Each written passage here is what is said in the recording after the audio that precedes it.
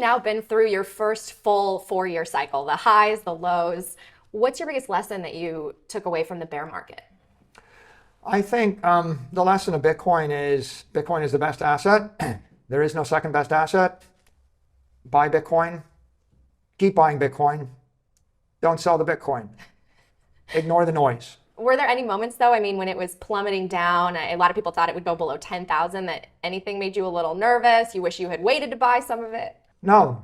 The truth is, other people with either less information or less awareness, if someone studies Bitcoin for an hour, then they will watch the news for 1,000 days, and they will have 87 moments of anxiety during which they'll sell the Bitcoin.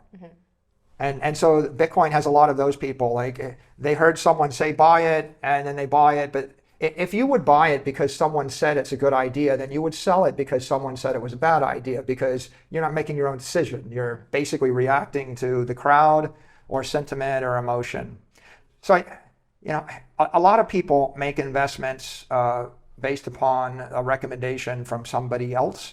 And in the non-Bitcoin world, that's almost essential, because there's 10,000 stocks. Most people don't study. How many people spend 100 hours studying each of the S&P 500 stocks? Nobody. Okay, so if you own one of them, how many people spend 100 hours studying one stock that they own? 98% of people don't spend 100 hours studying the one stock. The stock analyst, the person that covers Apple, they spend 100 hours, and everybody else kind of outsources the thinking to that person. It says the analyst put a buy rating on it, so I'll go ahead and take their recommendation. I'll buy the stock. And when the analyst puts a sell rating on it, they sell the stock. And that's understandable in the 20th century economy, because in a world where you have to sift through 100,000 different investment ideas to figure out what to buy and sell, you can't possibly do it. A dentist doesn't have the time to sift through 100,000 things. Okay, why do you have to sift through 100,000 different things in order to actually avoid losing all your money? And that's because the money's broken. Okay, so in a world where the money is broken, where there isn't a money, where you can just buy the money and wait forever and have it go up, in that world, you're an investor and you're running your own hedge fund. And of course, most people don't have the time to run their own hedge fund, so they're the worst of all worlds. They're taking the risk of a hedge fund, but they're not putting the effort in to run a hedge fund.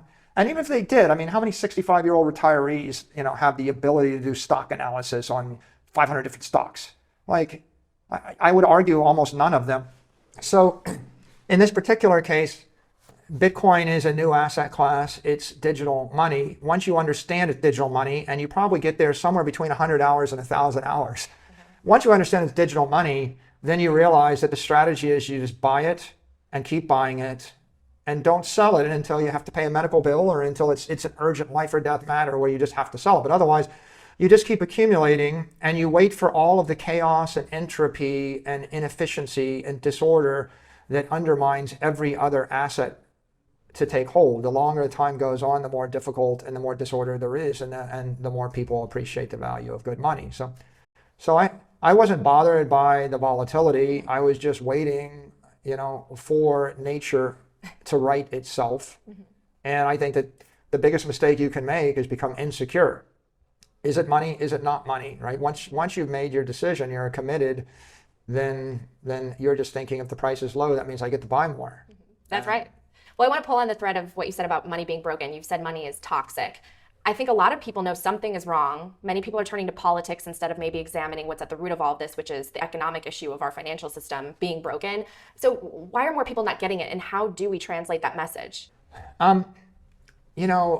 Western civilization used Roman numerals for a long, long time because of the Roman Empire. And if you've ever tried to use Roman numerals to subtract and add and divide and do math or program a computer, I don't know anybody that actually programs a computer with Roman numerals today. It's very, very challenging. But it was pretty sticky for a couple thousand years. And then at some point, Arabic numerals came along, and someone said, we use these numbers like 1, 2, 3, 4, 5, 6, 7, 8, 9, and it's just a lot more efficient. And here's a new notation. Now, why does it take people so long? Well, because the old protocol is embedded in everything. It's embedded in the accounting. It's embedded in the law. It's embedded in, everybody spent 30 years of their life learning it. And so people struggle with new protocols. And so if I come up with a new protocol, which is an order of magnitude better or 2 orders of magnitude better, right? You have to migrate the institutions, the governments, the individuals, and oftentimes you have to have a generational shift. Bitcoin represents a new economic protocol, a new monetary protocol. So you have 5,000 years of recorded history during which humanity has functioned with defective money. And you didn't, and every book on economics, by whether it was an Austrian economist or whether it was a fiat economist or any kind of economist or political economist or the like, every single book was written in a world where the money was mathematically defective. And it's impossible for you to appreciate the theoretical sound money or proper money until you've seen an example of one. Right? You have to see one clean money. The Austrians, the only model they had was gold, but we knew that. But you couldn't make the argument in favor of perfected money using gold as an example, because gold actually suffered or created hyperinflation in Spain, in the 16th century. So someone could say, well, look, even in the gold standard, they had hyperinflation. So I guess gold's not perfect, so then my paper money is okay. So I think after 5,000 years of billions of people all writing about politics and economics based upon defective money, it's not surprising that it takes more than 15 years from the first theoretical establishment of proper money before people start to absorb the idea of clean, sound money. Right? I mean, like there's not a single PhD economist that actually went to school in the era of perfected money. Right? And I use the phrase or the example of Dr. Harvey. And he discovered that the heart pumps blood out through the arteries, back through the veins, and that it circulates through the body.